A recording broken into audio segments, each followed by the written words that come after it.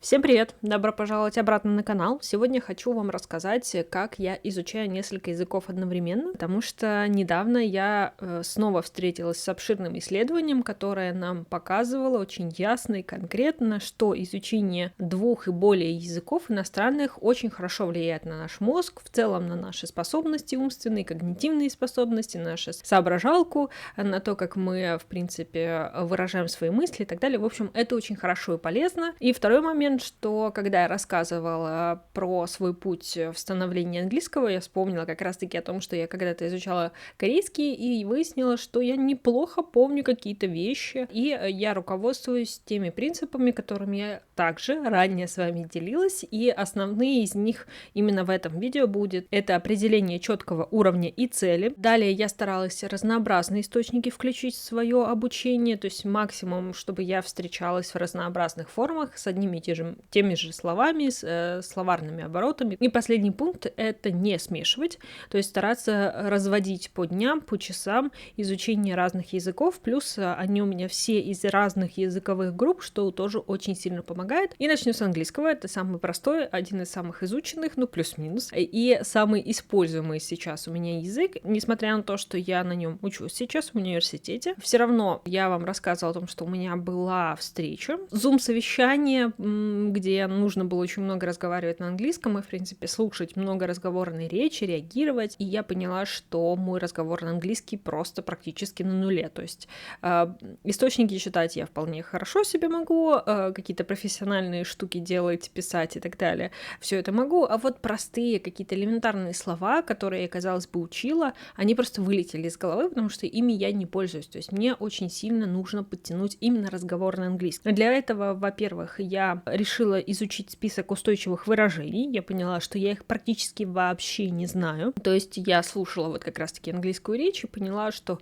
есть словосочетания, которые ты напрямую как бы воспринимаешь, то есть их перевод, но я понимаю, что они значат совершенно другое, и я вот решила себе найти этот списочек. То есть я, скорее всего, буду разбирать, но потом буду все-таки как-то применять. Пока что буду использовать те примеры, которые там есть, но как вариант есть еще продолжение этого изучения. Это я снова вернулась к книге «Ешь, молись, люби», которую я давным-давно купила, и что-то как-то она мне не пошла, что-то мне не захотелось ее читать, но вот сейчас ее полистав, я понимаю, что все-таки это лучшее применение, то есть все-таки там такой живой, современный английский язык, американский английский для меня тоже достаточно важно, потому что я в американском университете учусь. Почему-то во второй раз она пошла у меня гораздо легче, гораздо быстрее. Дальше с разговорным английским я решила еще изучать по сериалу «Друзья». Очень классично, очень как бы предсказуемо, но это реально работает, потому что там как раз-таки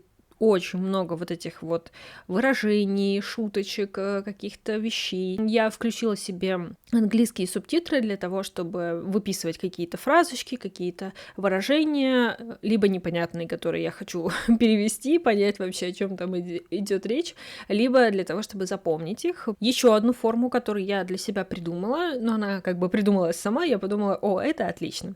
Это то, что, как вы заметили, у меня появился планшет. Это iPad 8, он поддерживает Apple Pen, ну, правда, первого поколения, но неважно.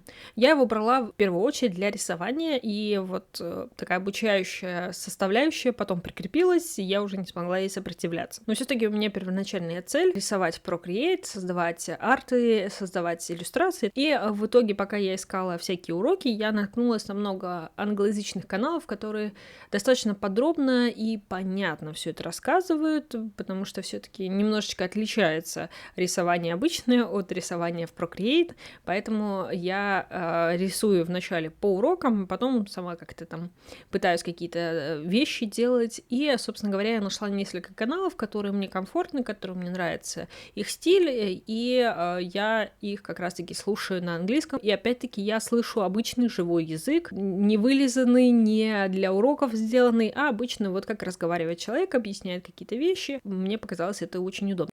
Второй язык, который я хочу решил вспомнить, это украинский язык. Я все время забываю, что это иностранный язык. Я русскоязычная, но я в школе училась на украинском языке, то есть я там 10 лет изучала этот язык и, в принципе, училась на нем, но потом у меня вообще не было практики вообще. И я поняла, что язык очень сильно забывается и очень быстро. Соответственно, я не хочу терять иностранный язык, который я знаю, тем более он является ключом к большинству других славянских языков. То есть, если вы знаете украинский, вам гораздо легче изучить чешский, польский и еще несколько там из славянской группы. То есть, там больше корней в украинском языке. Но, в принципе, это другой иностранный язык, который я достаточно долго учила, и обидно будет его потерять. Соответственно, я решила, что пойду очень простым путем. Во-первых, я буду читать на украинском языке и выделять те слова, которые я понимаю, что я забыла. То есть я знаю, что они значат, но я забыла вообще, что их можно использовать. То есть как-то акцентировать свое внимание на этом. И для того, чтобы на слух это все воспринимать, во-первых, есть такая передача, как «Супермодель по-украински», и там с определенного сезона они все начали разговаривать на украинском языке. Там есть Соня Плакидюк, которая потрясающе разговаривает на украинском языке, прям очень красиво, витиевато. Она так потрясающе складывает слова в предложение. Невозможно не восхититься этим всем. Она вообще фотограф. И я хочу ее слушать, как она разговаривает. Соответственно, нужно просто найти этот сезон, и я буду посматривать.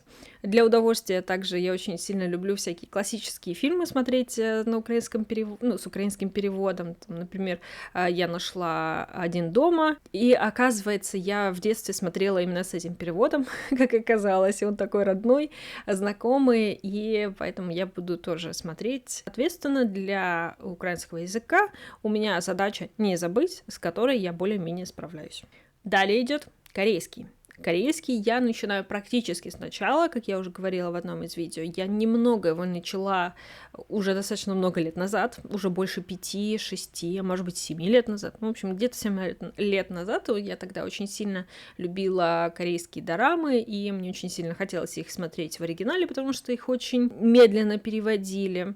И поэтому я начала изучать язык, но делала это достаточно бессистемно, но все-таки, как оказалось, у меня остались какие-то знания, и я решила поскрести по сусекам, и оказалось, что, там, алфавит я помню, какие-то слова я помню, словообразование я помню, грамматику немножечко, вот какие-то основы грамматики я тоже помню. Соответственно, получается у меня сначала, но не совсем сначала. Начинаю я с того, что у меня, во-первых, есть учебник, который я достала с полки, отряхнула с него пыль и решила начать с него, потому что зачем искать какой-то учебник, если он у меня есть.